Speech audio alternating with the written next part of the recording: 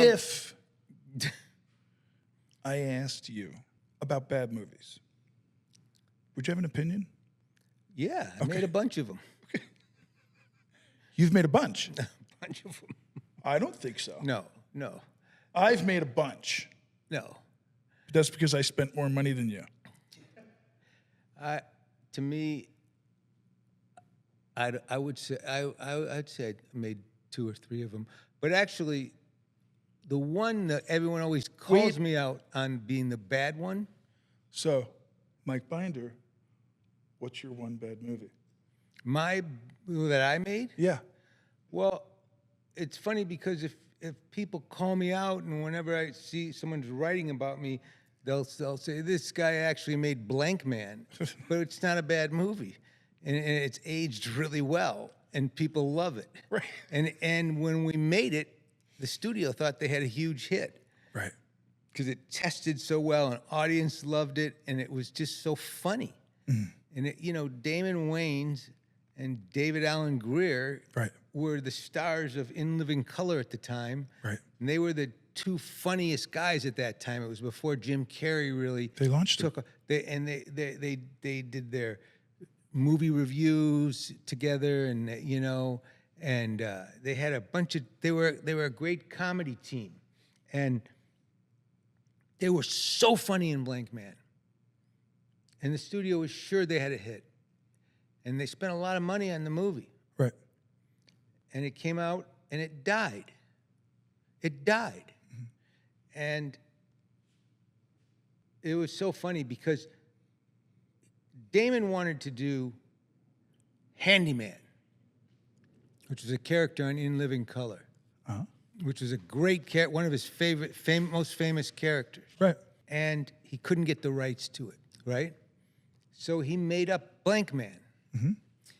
And Handyman was just the handicapped guy, but he would smack people in the face and just tell them off. And it was right in his strike zone for his fans. But Blankman was this, kind of almost, I won't say because you're not allowed to say awkward. But this guy, and he awkward, and he was effeminate, and he's ow, whenever you get hit, and even as Blankman, right. it wasn't that version of Damon's funny. It was funny as hell. And this is all in the rearview mirror. All the materials were this really soft guy getting beat up and shrieking and and that's not what he had just come off of Mo Money and this big Bruce Willis hit that he did. Right. And and his audience wanted to see him as a badass. Right. So they didn't go see it. Right. But over the years, they went and saw it, and they saw it on cable and loved it. Right, it lived on. I mean, people love that movie. Kids, we were just talking, kids trick or treat as Blankman. So that's not... No question, Blankman's a cult classic. How did that come to be? How I became on it, I had just had this movie You out. directed it. I directed it, yeah. Damon wrote it and produced it and started it. And I had just had this movie out called Indian Summer. I had a deal with Disney. And I went to see the movie Indian Summer on a Saturday night, play in Century City. And Damon walks out and he says, "Hey, I love that movie. I actually wanted to see it because I wanted to talk to you about directing a movie I'm doing at Sony." And you ran into him. Yeah. He said, I want you to talk to you about this movie. And it's like a spoof on Batman, which it was. It really was. Right. And Sam Raimi, growing up, was one of my best friends. We grew up together, and he was in my movie Indian Summer, and he had done this movie, The Dark Knight, which I always loved, and because I always loved Batman, and so to me, I thought, okay, to do a comedy Batman, and my agent at the time said, "You can't do it." I said, "I haven't read the script yet." He goes, "It doesn't matter. You can't do it. You have a deal with Disney, and you can't make a movie with Damon Wayans. You can't make a comedy with Damon Wayans after. And Indian Summer wasn't a hit, but it was successful in the first few weekends, and people liked it. And Crossing the Bridge, Disney made me a big deal because of Crossing the Bridge. Jeff Katzenberg and Michael Eisner loved that movie. But I didn't listen to people back then. I was just going to say, the best thing they could have said to you was, you can't do that. Yeah.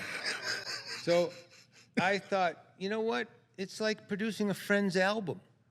This is like producing a friend's album. What's it going to hurt me? Right. You know, it's his movie. He's the director.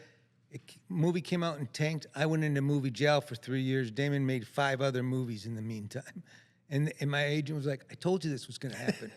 I told you this was going to happen. And Jeff Katzenberg called me up and said, why are you doing this movie at Sony with Damon? I have a cop movie here that he should do, and the two of you guys can do it. Bring him here to do it. And I went, no, I want to go do it. Wow. And Jeff said, it's going to bomb.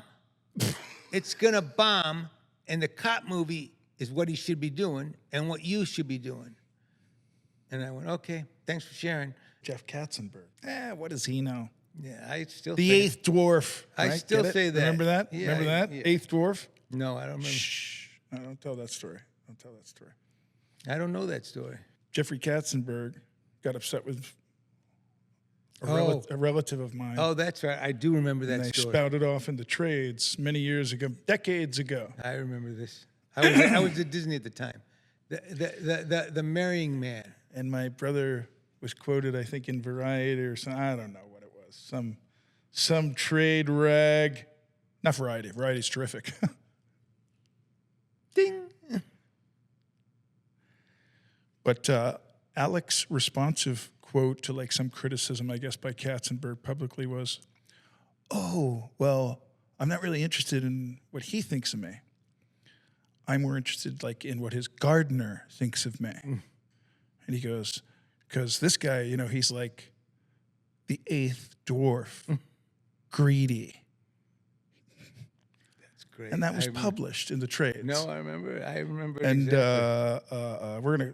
we're gonna bleep some of this out here or something. No. This is what's going to make this thing great. And it just cracks me up. Whenever somebody says Katzenberg, I just go,